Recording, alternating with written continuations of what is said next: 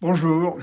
À l'aube de 2026, qu'est-ce qu'il faut avoir comme signaux faibles à observer 2026-2030 dans les temps qui viennent? Alors j'ai des signaux faibles qui sont en même temps des signaux forts, bon, c'est en vigie. J'en vois cinq, je vais les détailler. La démographie, la carte, la Chine, la frugalité et enfin le bonheur. La démographie. La démographie, Euh, la démographie, c'est sur des temps longs. D'ici 2040, 2050, nous allons atteindre à peu près 10 milliards de terriens. C'est aussi l'époque, 2049, où la Chine veut fêter le 100e anniversaire de la Grande Marche. C'est donc une époque importante. Et puis, à partir de ce moment-là, vers cette époque-là, la démographie mondiale va baisser petit à petit. Par rapport à cela, il y aura des problèmes d'immigration, des problèmes de maintenance de certains pays qui auront besoin de population, qui auront besoin de bras et de cerveaux, bien sûr.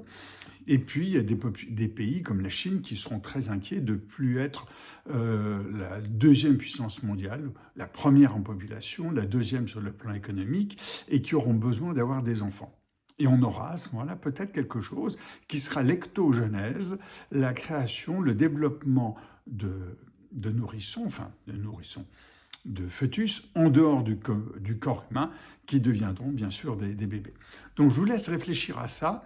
Cette époque qui est lointaine, c'est dans une vingtaine d'années, le début du déclin mondial de la population. Deuxième point, deuxième signal à observer, c'est la carte. La carte et le territoire.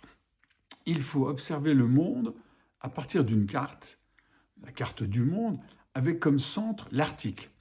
Et là, alors on en a entendu parler ces derniers jours, on voit l'importance du Groenland, on voit l'importance du Canada, tous deux sollicités par Trump pour devenir des États des États-Unis. On voit bien sûr l'Alaska, et puis la Russie sur une large partie de cet espace-là, et un peu la Norvège.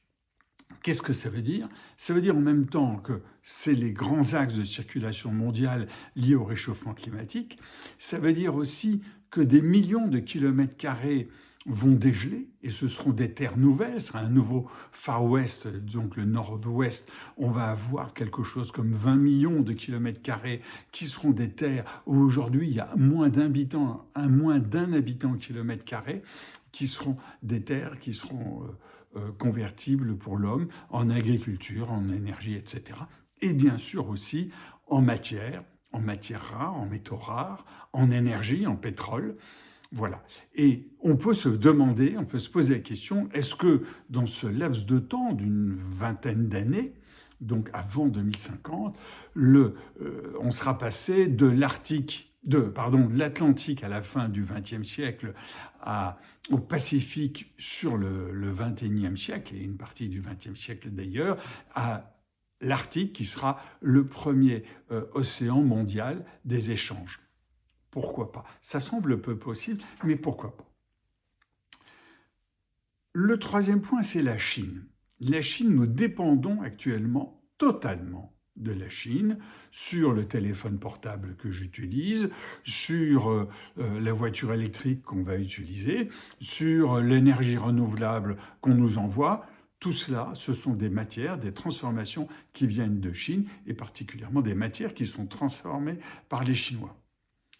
C'est l'équivalent du pétrole. Dans les années 70-80, nous dépendions du Proche-Orient avec sa richesse en pétrole. Il faut inventer autre chose, il faut se tourner vers autre chose. Par exemple, et j'en ai parlé à plusieurs reprises, de la géothermie ultra profonde, c'est-à-dire de la chaleur qui existe sous nos pieds à 2000 mètres ou jusqu'à 10 000 mètres. On a une chaleur inépuisable pour 3,5 milliards d'années, donc ça va. Et puis on a aussi la houle marine, la houle de tous les courants qui existent. Disons qu'il existe des sources d'énergie qu'on n'utilise pas encore, et ça veut dire qu'on va les inventer. Et d'ailleurs, dans chacune de nos inventions qu'il faut que l'on fasse dans un temps futur, il faut absolument se poser la question, comment échapper à l'utilisation de matières, de matériaux ou d'énergie qui nous font dépendre de la Chine ou qui sont des matières ou des matériaux rares. Même si le Groenland et le nord de l'hémisphère nord, ces 20 millions de kilomètres carrés, seront très riches dans ces matières, il faut que l'on réfléchisse à un monde futur différent qui n'utilise pas les mêmes matières que nous utilisons aujourd'hui, que ce soit des énergies carbone, des terres rares ou des matériaux critiques. Le quatrième point, c'est la frugalité. J'en ai aussi beaucoup parlé, mais là, la frugalité, je la rattache à Yugad, au mot Yugad que vous connaissez peut-être, qui vient de l'Inde. En fait, lorsque l'on voit le nord de l'hémisphère nord et ce que l'on voit aujourd'hui, les trois pays que je cite, c'est 1, les États-Unis, 2, la Chine, 3, la Russie. Les États-Unis, par sa puissance industrielle et militaire, la Chine, par son rayonnement en Asie, en Afrique et en Amérique du Sud, même si tonton Trump veut que ça baisse, et puis la Russie, parce qu'elle est très riche en matières premières, de l'industrie ou de l'agriculture, elle est sans doute la première puissance agricole mondiale. Donc elle nourrit le monde. Eh bien, la frugalité, c'est donc vivre mieux avec moins, et vivre mieux avec moins à l'intérieur de nos pays. Et je pense à l'Inde et à l'Europe. L'Inde, parce que c'est dans sa culture d'abord d'être un grand pays, c'est la première puissance démographique mondiale, c'est une puissance économique très astucieuse qui a la frugalité dans sa culture.